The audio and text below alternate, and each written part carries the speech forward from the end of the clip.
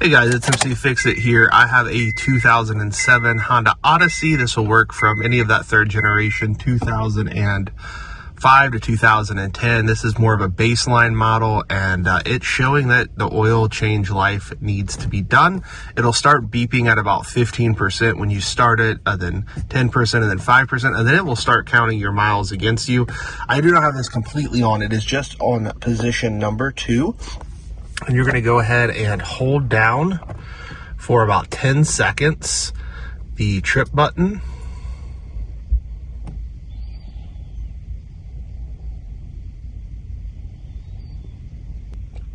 Once the whole thing starts to blink, you will want to remember your code as well. This is a B1 code.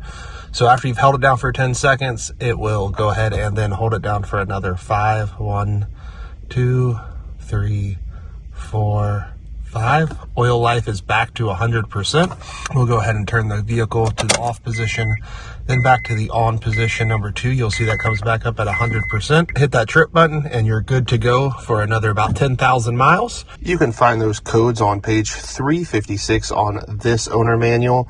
So mine was B, so you're gonna do all of the maintenance items in B, and then you're gonna go to 1, which is rotate the tires. So B1, if you had an A, it would be change engine oil. So you had a B4, then you would need to do all of these issues right here under the maintenance. So this is how you check it out.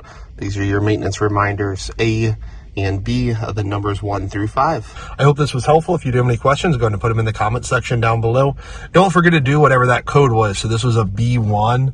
So make sure you go ahead and do whatever the service is for a B1 on your vehicle, and then you're good to go for about another 10,000 miles. Thank you guys so much for watching. If you have any comments, put them in the comment section down below. Make sure to thumb this video up so we can get more views, then also subscribe. Thank you guys so much for watching. Hope you have a great rest of your day.